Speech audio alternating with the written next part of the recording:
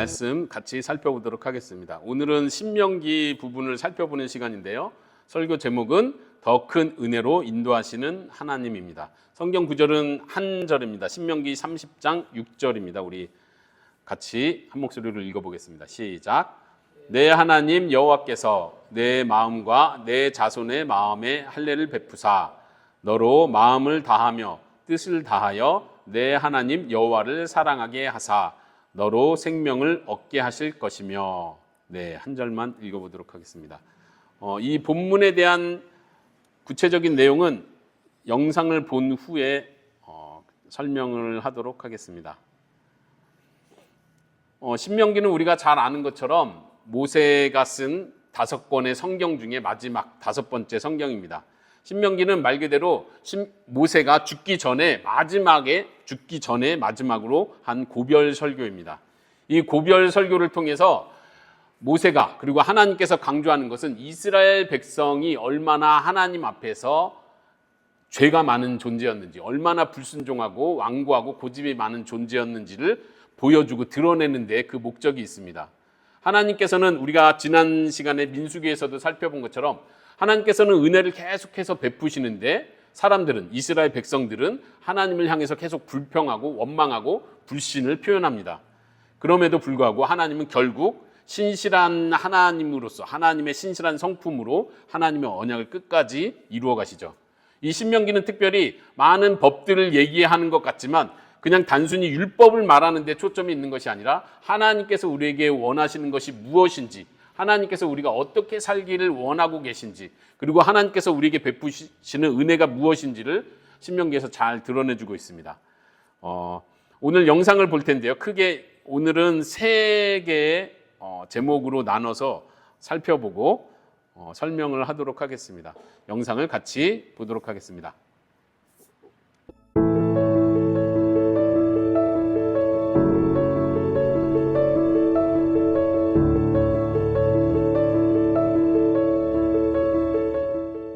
이번 영상에서는 리딩 지저스 1권의 7번째 수업으로 신명기를 통해 구약 성경에 기록된 율법의 참 의미와 구원의 역사를 통해서 더 큰 은혜를 주시는 하나님의 언약의 구조를 살펴보겠습니다. 이스라엘 백성들은 출애굽을 통해 구원의 은혜를 경험했습니다. 그들은 출애굽 후에 모세를 통해 시내산에서 받은 율법으로 살아가야 했습니다. 긴 광야 생활을 마치고 약속의 땅으로 들어가기 직전 모세는 이스라엘 백성들에게 마지막으로 고별 설교를 전합니다. 모세의 마지막 고별 설교가 오늘 함께 살펴볼 신명기입니다.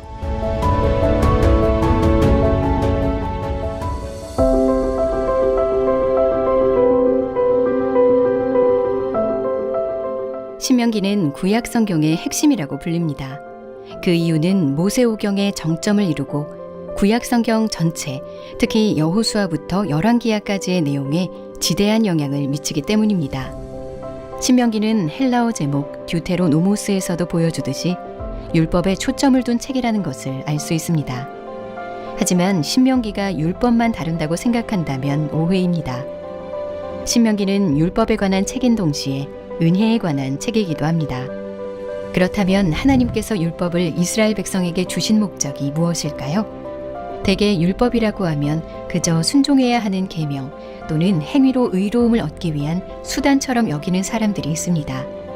그러나 이것은 성경이 가르치는 바가 아닙니다.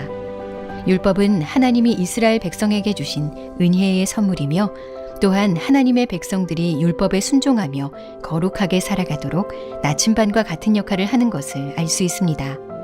우리는 이 사실을 3가지 면에서 확인할 수 있습니다. 첫째, 하나님의 백성들이 어떻게 살아야 하는지 삶의 규범을 제시해 줍니다. 둘째, 하나님께 나아가는 길을 마련해 줍니다. 셋째, 죄를 용서받는 방법으로 안내합니다. 신명기에서 이스라엘 백성들이 지켜야 했던 모든 율법은 단 하나의 목적을 가지고 있었습니다. 하나님께서 백성들의 죄를 사하셔서 궁극적으로 그들 가운데 거하시기 위한 것이었습니다. 그런 의미에서 백성들이 지켜야 했던 모든 율법 안에는 은혜로 가득 차 있다고 말할 수 있습니다.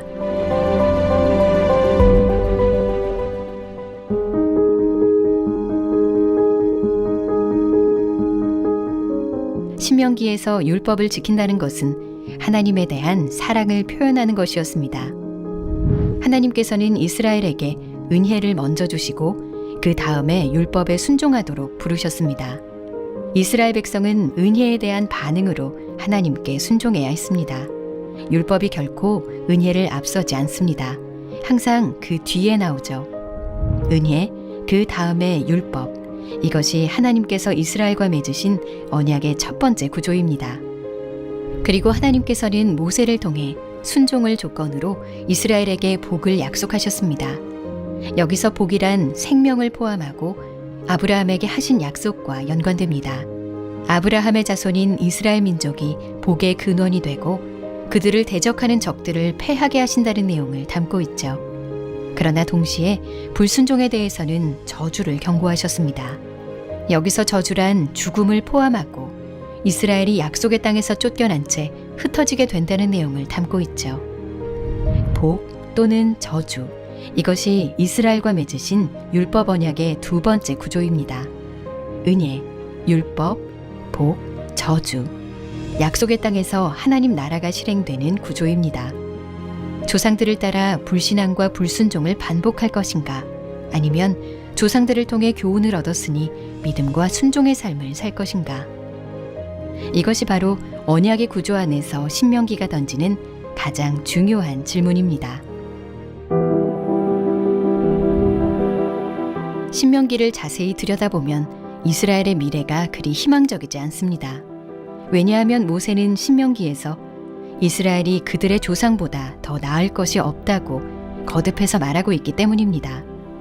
하나님의 첫 아들인 아담은 실패했고 죄가 세상에 들어왔습니다. 이스라엘 백성들 또한 반복해서 실패하며 죄를 범합니다. 과연 이들에게 진정한 소망이 있을까요?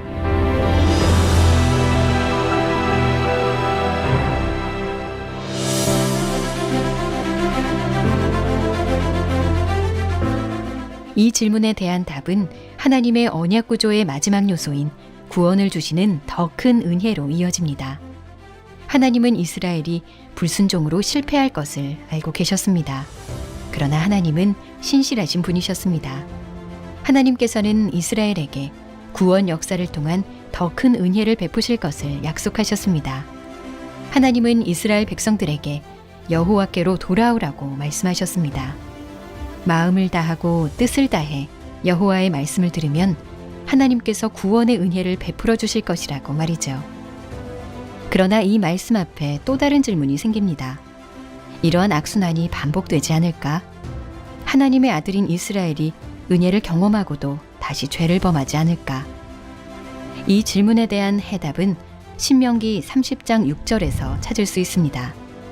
내 마음과 내 자손의 마음에 할례를 베푸사 너로 마음을 다하며 뜻을 다하여 내 하나님 여호와를 사랑하게 하사 너로 생명을 얻게 하실 것이며, 하나님께서는 이 문제의 핵심은 바로 죄악에 물든 사람의 마음에 있다고 하십니다. 그리고 그 마음에 하나님께서 직접 할례를 베푸셔서 마음을 다하여 하나님을 사랑하고 하나님의 명령에 순종하는 것을 가능하게 하겠다고 약속하십니다. 하나님은 결국 이스라엘 백성들과 그 후손들의 마음에 구원을 주시는 더 큰 은혜를 통한 새로운 할례를 행하심으로 진정으로 하나님을 사랑하고 거룩한 하나님의 백성답게 살아갈 수 있는 은혜를 베푸시겠다고 약속하신 것입니다.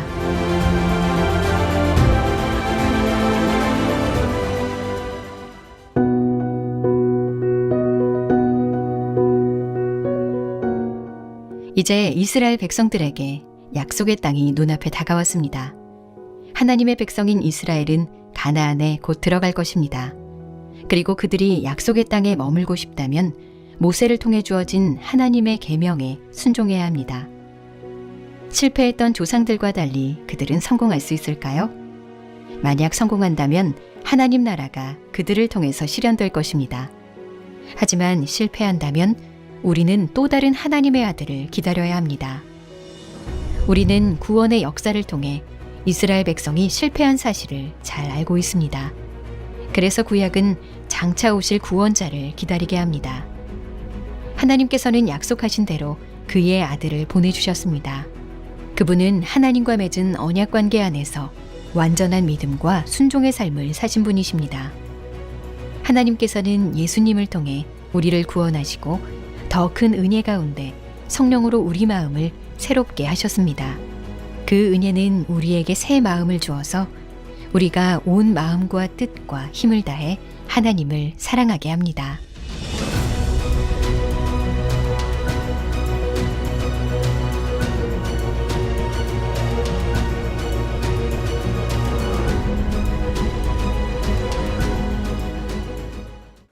영상을 미리 보고 오셨다면 좀 더 이해가 될 것 같고, 사실 제가 봐도 내용이 굉장히 충실하고 좋을 뿐만 아니라 사실 또 많은 내용을 담고 있는 게 사실이에요. 여기 있는 내용을 우리 성도들이 충분히 이해를 한다면 정말 신학적으로나 성경 전체를 보는 눈이 바르게 있고 충분히 성숙한 성도라고 생각을 합니다.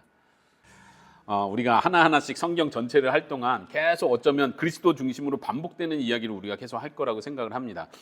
지난 시간에 제가 말씀드린 것처럼 우리가 구약을 바라볼 때, 특별히 창세기, 출애굽기, 레위기, 민수기, 신명기를 읽으면서 그 안에서 이미 복음을 발견하지 못하면 우리가 나머지 구약 전체도 그냥 율법으로만 대하게 됩니다. 그냥 어려운 걸로 대하게 되고, 신약에 와서야 예수님 얘기가 나와서야 예수님의 사랑, 예수님이 나를 위해서 하신 거, 이런 쪽으로 복음이 가까워진다고 생각하는데, 그렇게 이해하면 안 되고, 정말로 하나님께서 처음 창조부터, 사람이 타락했을 때부터, 그리고 이스라엘 백성들이 계속해서 반복해서 죄를 지을 때부터 하나님은 이미 은혜를 계속해서 베풀고 계시다. 이것을 우리가 이해할 수 있기를 바랍니다. 영상에서도 말했는데요, 크게 신명기는 그냥 율법의 책일 뿐만 아니라 율법과 은혜의 책이다, 이렇게 표현을 했습니다. 다시 말하면 우리가 신명기를 읽을 때, 이번 주에 신명기를 읽게 되겠죠. 신명기를 읽을 때 법이 많이 나오네, 역시 부담스럽고 어렵고 오늘날은 지키기 힘든 거네, 이렇게 느끼는 것이 아니라 신명기에 나오는 그 법들과 하나님께서 이스라엘 백성들에게 요구하셨던 그 내용들 속에서 이것이 하나님의 은혜이구나, 이 부분이 하나님의 은혜가 얼마나, 이스라엘 백성들을 향한 은혜가 얼마나 잘 드러나는지 이 부분이 보여주고 있구나, 이렇게 발견하면서 신명기를 읽을 수 있기를 바랍니다. 예를 들면 신명기 안에서도 우리가 읽어갈 때 하나님께서 무엇을 해라, 계명을 지켜라, 너희가 온 마음으로 나를 사랑해야 한다, 어떤 명령이 주어질 때는 항상 하나님께서 그 전부터 전제로 하나님의 은혜를 강조하고 있다는 걸 우리가 발견할 수 있어야 되는데요, 그 한 예로서 신명기 7장을 제가 한번 읽어드리도록 하겠습니다. 먼저 뒷부분 9절부터 11절을 먼저 읽어드리고 그 다음에 앞부분을 읽어드리도록 할게요. 뒷부분은 소위 율법을 표현하는 표현입니다. 한번 들어보십시오. 그런즉 너는 알라, 오직 내 하나님 여호와는 하나님이시오 신실하신 하나님이시라. 그를 사랑하고 그의 계명을 지키는 자에게는 천대까지 그 언약을 이행하며 인애를 베푸시되, 그를 미워하는 자에게는 당장에 보응하며 멸시하나니 여호와는 자기를 미워하는 자에게 지체하지 아니하시고 당장에 그에게 보응하시느니라. 그런즉 너는 오늘 내가 내게 명령하는 명령과 규례와 법도를 지켜 행할지니라. 7장 9절에서 11절입니다. 딱 들으면 하나님께서 우리에게 명령하시는구나, 지켜 행해야 되겠구나, 이걸 느끼게 되죠. 이러면서 우리는 이제 소위 말하는 계속 율법주의에 빠지는 거예요. 내가 못하면은 죽는 거구나, 저주를 당하는 거구나, 하나님이 진노하시겠구나.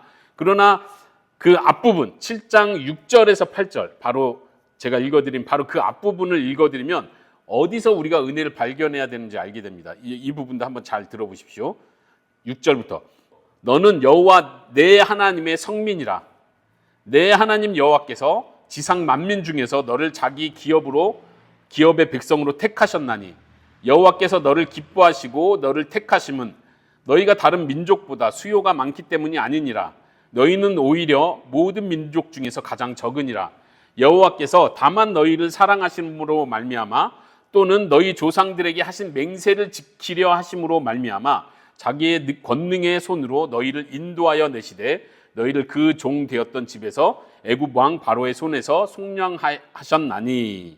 그리고 먼저 읽어드렸던 부분, 그런즉 너는 하나님의 계명을 지켜라, 이렇게 나온다는 얘기입니다. 이게 신명기 안에서, 영상에서 표현한 대로 신명기 안에서 우리가 발견할 수 있는 율법과 은혜의 부분입니다. 하나님께서 계명을 지켜라.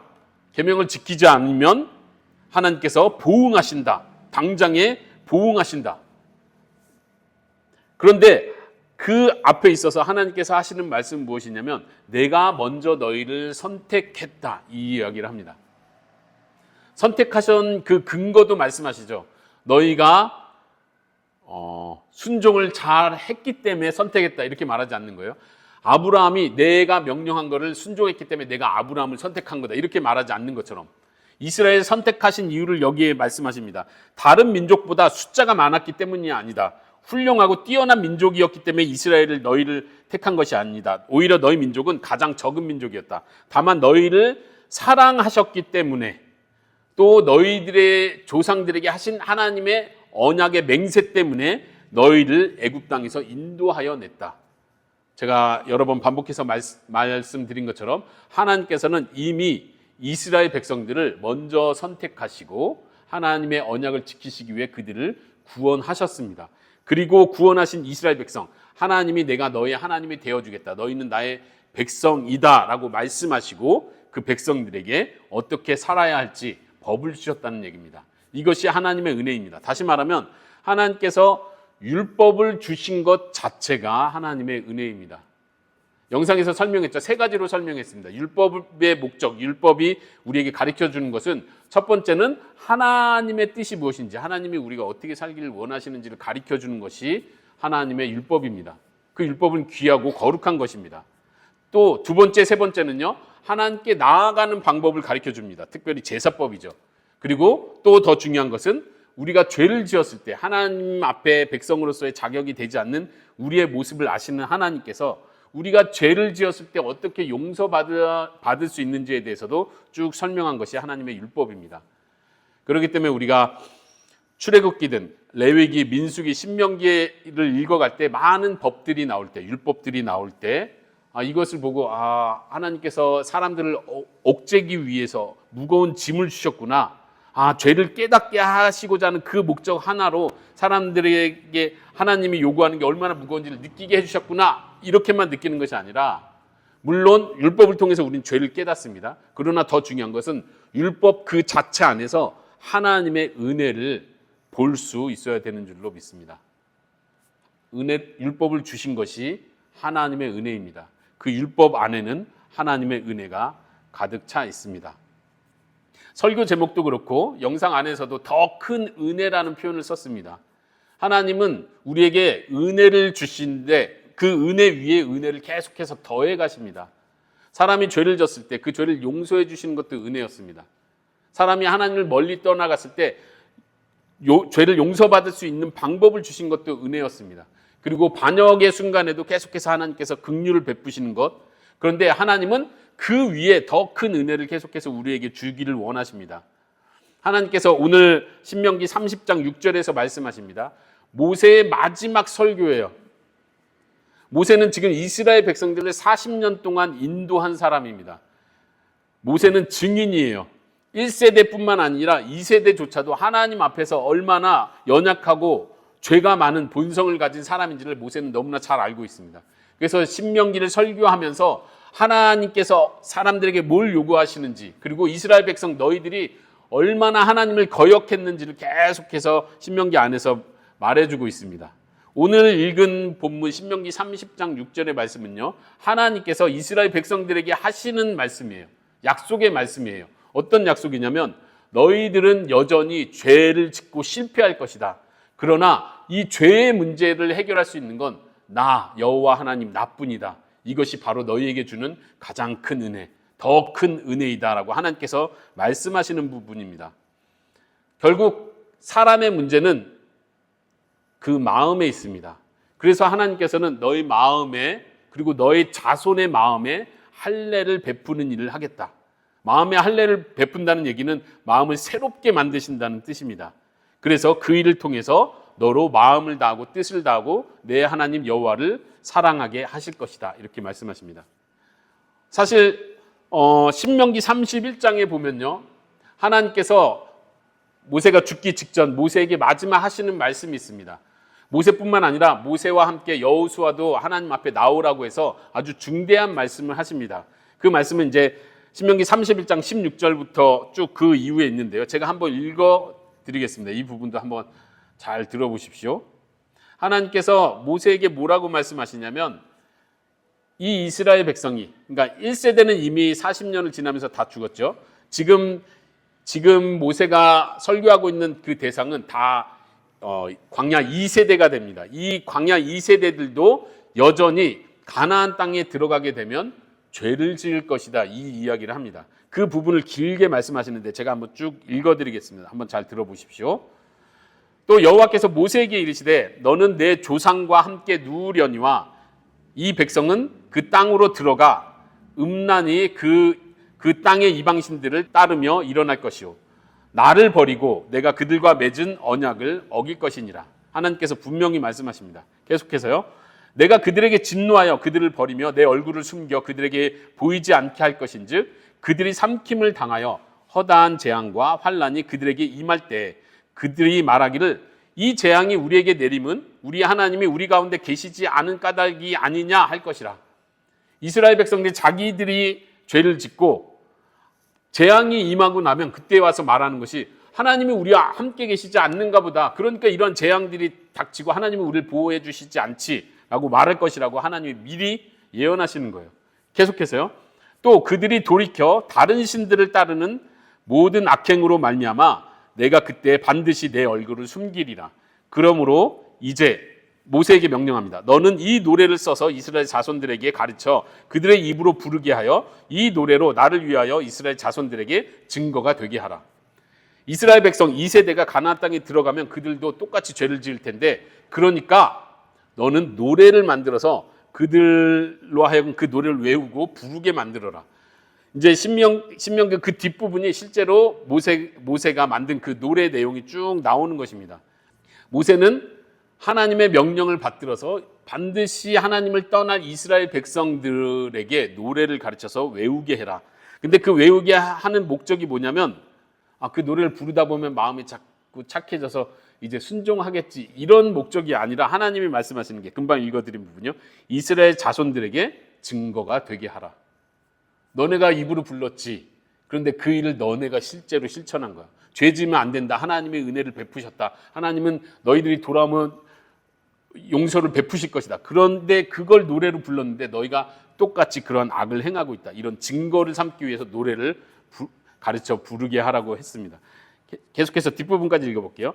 내가 그들의 조상들에게 맹세한 바 적과 꿀이 흐르는 땅으로 그들을 인도하여 드린 후에 그들이 먹어 배부르고 살찌면 돌이켜 다른 신들을 섬기며 나를 멸시하여 내 언약을 어기리니 그들이 수많은 재앙과 환난을 당할 때 그들의 자손이 부르기를 잊지 아니한 이 노래가 그들 앞에 증인처럼 되리라.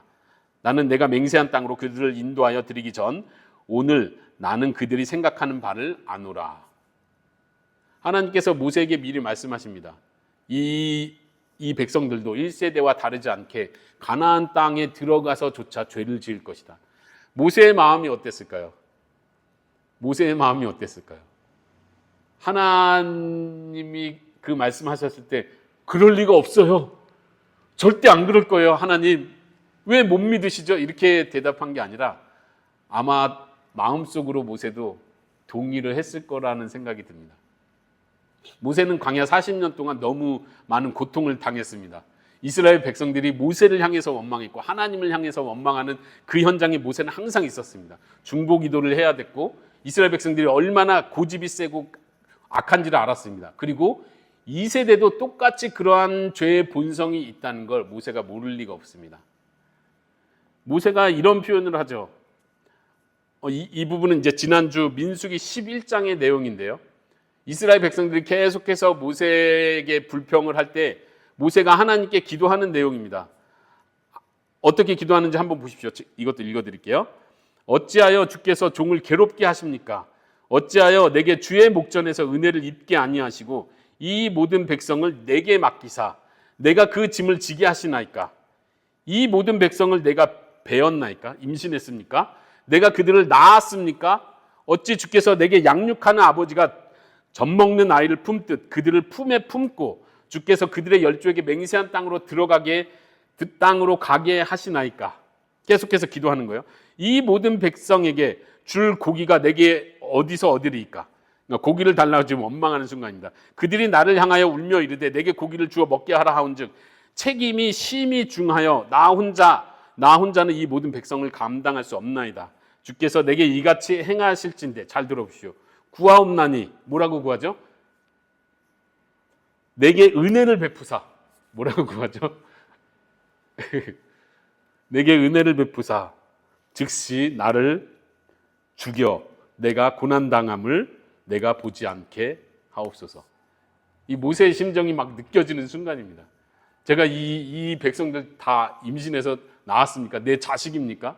내가 책임져야 되는 내 자식입니까? 그것도 아닌데 왜 나를 아버지처럼 나에게 모든 책임을 지게 하고 가나안 땅으로 이끌게 하십니까? 너무 괴로워하는 거죠. 마지막 대사가 그렇습니다. 내게 은혜를 베풀어 주십시오. 그래서 제발 죽게 해주십시오. 여기 보면 이제 고난당함을 보지 않게 해달라고 하는데 원어로는 악이라는 뜻입니다. 악을, 재앙을 보지 않게 해주십시오. 이렇게 원망하고 하나님 앞에 저주받고 하나님께 또 혼나고 이 모든 과정이 모세는 너무 괴로운 거예요. 너무 힘든 거예요. 반복되는 이 죄가. 나로 하여금 차라리 이런 한국 표현으로 이런 꼴을 보지 않게 해주십시오. 그게 저에게 은혜를 베풀어 주시는 겁니다. 제발 제게 은혜를 베풀어 주십시오. 모세는 이렇게 이스라엘 백성들을 함께하면서 힘들어하고 또 모세는 하나님의 뜻을 받들어 끝까지 계속 참는 사람이었습니다. 온유한 사람이 되었습니다. 하나님께서 모세에게 노래를 불러 계속해서 그들이 부르게 해라. 그들이 또 죄를 지을 텐데 그 노래 자체가 그들에게 증인이 될 것이다. 증언이 될 것이다. 모세의 마음은 아마도 하나님이 하신 그 예언에 동의를 했을 것입니다. 그렇습니다. 이 백성 하나님 앞에 또 죄를 지을 것입니다. 그러나 모세의 마음은 한편으로는 너무 절망적일 수밖에 없습니다. 그럼에도 불구하고 하나님께서 이미 모세에게 해주셨던 말씀이 있습니다. 그 문제를 해결할 수 있는 유일한 방법은 하나님께서 직접 나서시는 일밖에 없습니다. 사람에게 아무리 기대하고 기대해봤자 여기선 더 이상 선한 것을 기대할 수 없습니다. 하나님께서 말씀하십니다. 오늘 본문이요. 내가 이스라엘 백성의 마음과 이스라엘 모든 자손의 마음에 할례를 베풀 것이다. 이스라엘로 하여금 마음을 다하여 뜻을 다하여 내 하나님 여호와를 사랑하게 하사 너로 생명을 얻게 하실 것이다. 이것이 바로 하나님의 은혜입니다. 가장 큰 하나님의 은혜입니다. 언제 하나님께서는 사람들의 마음에 할례를 베푸셨습니까? 이스라엘 백성이 살아있는 동안 이스라엘 백성 그 역사 안에서는 베풀지 않으셨습니다. 예수님이 오고 나서 그 일이 일어났습니다. 우리 구원의 역사 안에서 하나님께서 사람들의 마음에 하나님의 참된 백성들의 사람의 마음에 할례를 베푼 때가 언제입니까? 우리는 실제로 할례를 받지 않았죠. 그러나 우리가 잘 아는 것처럼 거듭나는 순간을 우리의 마음이 새롭게 변화된 순간이라고 말합니다. 이것은 하나님의 은혜이고 하나님께서 새 언약을 약속하신 내용입니다. 이 새 언약은 바로 예수 그리스도께서 맺으시고 성취하셨습니다. 우리가 이 구약을 읽을 때 예수님과 연결할 수 있기를 바랍니다. 에스겔서 36장 26절 27절에 이 부분 하나님께서 맺으시는 새 언약, 예수 그리스도를 통해서 이루어질 새 언약에 대해서 아주 분명하게 신명기에서 했었던 바로 이 내용을 아주 분명하게 반복해서 다시 말해줍니다. 한번 같이 읽어볼까요? 에스겔서 36장 26절부터 27절이요. 시작. 또 새 영을 너희 속에 두고 새 마음을 너희에게 주되 너희 육신에서 굳은 마음을 제거하고 부드러운 마음을 줄 것이며 또 내 영을 너희 속에 두어 너희로 내 율례를 행하게 하리니 너희가 내 규례를 지켜 행할지라. 아멘. 이스라엘 백성은 하나님의 거룩한 율법을 지키지 못하는 사람들이었습니다. 그러나 하나님께서 그들의 마음에 할례를 베푸시는 것, 여기서는 에스겔에서는 새로운 마음을 준다고 분명히 말합니다. 새로운 마음, 부드러운 마음을 주는 것을 통해서 하나님께서 성취하시는 것이 있습니다. 그것은 바로 이스라엘 백성들이 하나님의 법, 율례를 지켜 행하게 되는 것입니다. 사람은 그걸 하지 못합니다. 하나님께서 모세에게 예언했던 것이 바로 그것입니다. 이스라엘 백성이 가나안 땅에 들어가도 또 똑같은 죄를 범할 것이다. 이방신을 섬길 것이다. 나를 화나게 할 것이다. 이스라엘 백성들은 스스로 하나님의 법을 지킬 수 없습니다. 스스로 하나님께 순종할 수 없습니다. 그러나 하나님께서 그것을 하게 만들어 주시겠다고 약속하신 것입니다. 이것이 바로 하나님의 더 큰 은혜입니다. 이 일이 어떻게 해서 일어났습니까? 예수님께서 우리를 위해서 십자가에 죽으심으로 이 일이 성취된 것입니다. 이해하시겠습니까? 예수님께서 죽으심으로 예수님의 그 피값으로 성령의 은사를 받으셨습니다. 성령을 받으셨습니다. 그리고 그 성령을 믿는 자들에게 나눠주십니다. 값없이 하나님의 선물로서 성령을 나눠주십니다. 그 성령을 받은 사람들이 하나님 앞에 믿음을 고백하게 되고 자신의 죄를 회개하게 되고 새로운 마음을 얻게 돼서 하나님의 말씀에 기쁘게 순종할 수 있는 사람이 되어가는 것입니다. 오늘 우리가 예수님을 믿고 고백한다고 할 때 단순히 우리가 교회에 나옵니다. 나도 예배 드립니다. 나도 신앙 고백합니다. 이런 내용이 아니라 정말로 예수님을 믿는다는 건 이 새로운 마음을 받는 것입니다. 구약시대의 이스라엘 백성과 전혀 다른 새로운 사람이 된 것입니다. 예수님을 믿는다는 건 우리 안에 예수님께서 피값으로 사신 성령님이 거주하시는 것입니다. 성령의 전이 되었습니다. 하나님이 거하시는 몸이 되었습니다. 그래서 우리는 여기서 예언한 것처럼 하나님의 율법을 기쁘게 행하게 됩니다. 만약 우리가 예수님을 믿고 나서도 여전히 하나님의 법을 지키고 하나님께서 명령한 걸 순종하는 게 어렵고 껄끄럽고 까다롭고 무거운 짐처럼 느껴진다면 우리는 전혀 새로운 마음을 받지 않은 것입니다. 새로운 마음을 받은 사람, 하나님의 은혜로 새로운 마음을 얻은 사람은 하나님의 뜻을 기쁘게 순종하는 사람이 되는 줄로 믿습니다. 우리 모두가 그렇게 될 수 있기를 바랍니다. 예수님을 생각해 보십시오. 예수님은 모세와 같은 선지자입니다. 모세가 죽기 전에 예언합니다. 나와 같은 선지자가 일어날 것이다. 그 나와 같은 선지자는 바로 예수 그리스도를 가리켰습니다. 예수님은 모세와 같은 선지자일 뿐만 아니라 모세보다 훨씬 더 큰 선지자이셨습니다. 아까 읽어드린 민수기 본문 기억나십니까? 모세는 이스라엘 백성들이 원망하고 또 죄를 반복해서 질 때 너무 괴로워하면서 나를 죽여주십시오라고 기도했습니다. 예수님은 어땠습니까? 예수님은 한번 모세와 비교해서 생각해 보십시오. 모세는 이렇게 말했어요. 아까 이 모든 백성을 왜 나에게 맡기십니까? 내가 왜 그들의 짐을 져야 합니까? 라고 말했습니다. 예수님은 어땠습니까? 예수님은 우리의 짐을 다 지셨습니다. 예수님의 모든 백성의 그 모든 짐을 예수님은 홀로 다 지셨습니다. 모세는 말했어요. 하나님, 제가 이 책임이 너무 무거워서 나 혼자는 이 백성을 감당할 수 없습니다. 그런데 예수님은 혼자서 이 모든 짐을 감당하셨습니다. 모세는 이렇게 말하죠. 내게 은혜를 베푸셔서 즉시 나로 죽여주셔서 이 고난, 이 죄악을 보지 않게 해주십시오. 예수님은 어떻게 기도하셨습니까? 제가 이 모든 고난을 짊어지겠습니다. 제가 이 악을 제가 감당하겠습니다. 하나님의 은혜가 제게 떠나더라도 제가 그 일을 하겠습니다. 예수님께서 십자가에 죽으신 그 죽음은 모세와 견줄 수 없는 놀라운 선지자, 놀라운 제사장, 놀라운 구원자로서 하신 아주 큰 은혜의 구원 사역이셨습니다. 우리가 구약을 읽어갈 때 계속해서 예수 그리스도를 중심으로 보면서 예수님께서 어떻게 이 구약의 메시지, 이 성경 구절들 안에서 예수님이 예표되고 드러나는지를 계속해서 볼 수 있기를 바랍니다. 그리고 우리가 그 예수님을 높이고 찬양하는 우리 모두가 될 수 있기를 바랍니다.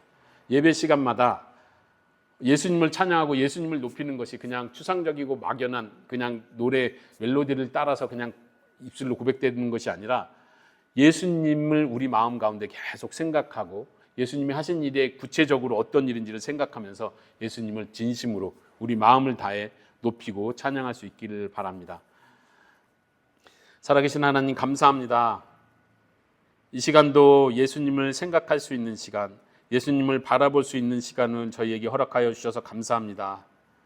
하나님, 저희도 이스라엘 백성과 다르지 않고 똑같이 이 세대가 죄를 범했던 것처럼 저희도 하나님의 백성이지만 여전히 죄를 지을 수밖에 없는 죄의 본성을 가진 자임을 고백합니다. 그럼에도 불구하고 하나님께서 예수 그리스도를 통하여 우리 마음 가운데 성령님을 보내주시고 우리 마음에 할례를 행해 주시고 새로운 마음을 주셔서 우리가 즐거운 마음으로 기쁜 마음으로 하나님께 순종하는 자가 될 수 있게 하심을 감사드립니다. 이것이 우리에게서 나온 것이 아닙니다. 선한 것이 우리에게서부터 나오지 않습니다. 우리는 죄로 가득하지만 예수 그리스도께서 우리 안에 일으켜주신 성령님을 통해서 우리가 선을 행하는 줄로 믿고 고백합니다. 하나님 감사드립니다. 이 은혜를 잊지 않게 하시고 날마다 우리의 삶 가운데 고백하게 하여 주옵소서. 한 주간 살아갈 때 어렵고 힘든 일, 짜증나고 불쾌하고 답답한 일이 많이 일어날지라도 우리가 예수님을 붙들게 하시고 예수님의 은혜, 이미 우리에게 베풀어 주신 수많은 크신 은혜를 잊지 않으며 늘 작은 일들에 감사하는 삶을 살아갈 수 있도록 허락하여 주시옵소서. 감사드리며 예수 그리스도의 이름으로 기도합니다. 아멘.